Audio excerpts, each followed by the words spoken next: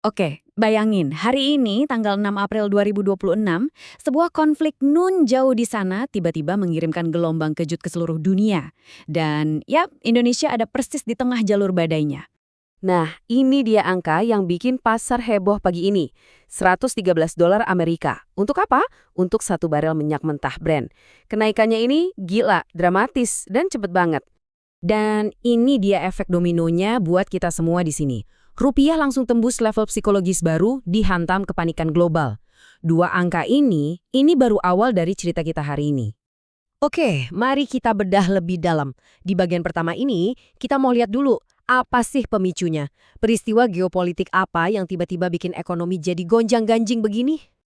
Jadi, semuanya ini eskalasinya cepat banget.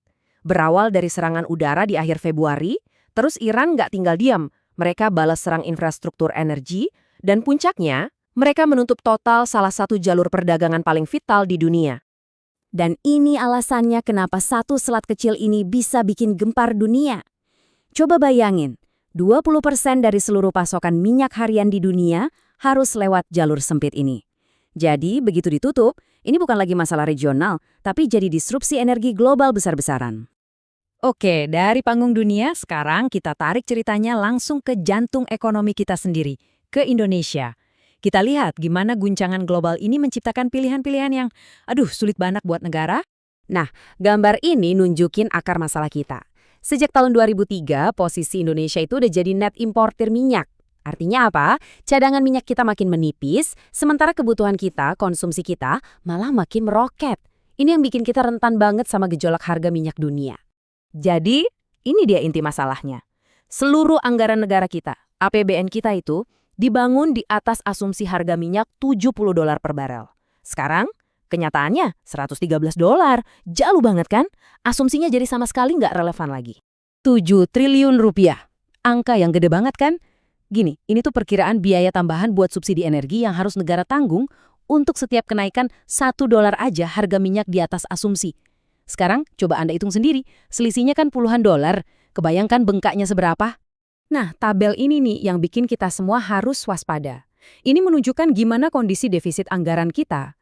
Aturannya, defisit itu nggak boleh lebih dari 3% PDB. Kita lihat, bahkan di skenario berat, di harga $92 aja itu udah melebihi batas.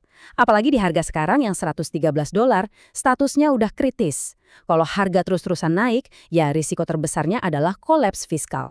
Dan ini bukan sekedar nakut-nakutin. Seorang ekonom dari Indef bahkan sudah kasih peringatan keras. Kalau skenario terburuk terjadi, rupiah kita bisa makin tertekan sampai ke level 17.500 per dolar.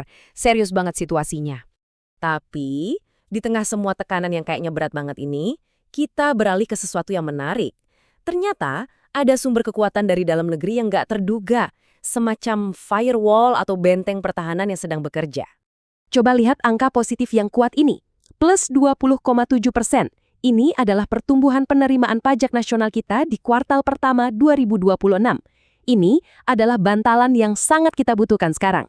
Dan kenaikan ini bukan kebetulan ya, ini adalah buah dari reformasi besar-besaran di sistem pajak kita. Ada implementasi sistem coret teks, ada digitalisasi, yang ternyata sekarang ini benar-benar kelihatan hasilnya. Di waktu yang bersamaan, ada juga pergeseran cara berpikir di Kementerian Keuangan. Di bawah Menteri Keuangan yang baru, Purbaya Yudisadewa, kebijakannya jadi lebih ekspansif.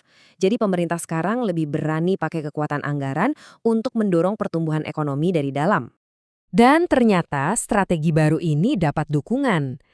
Kepala Ekonom BNI bahkan bilang kalau langkah ini tepat dan diperlukan di tengah ketidakpastian global seperti sekarang. Jadi, fokusnya adalah memperkuat pasar domestik kita. Jadi, situasinya sekarang gini, kita punya guncangan eksternal yang luar biasa besar. Tapi di sisi lain kita punya benteng pertahanan domestik yang ternyata cukup kuat.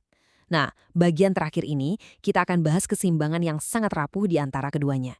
Ibarat berjalan di atas tali. Ini adalah pesan resmi langsung dari pemerintah, dari Menteri Keuangan. Pesannya penuh percaya diri.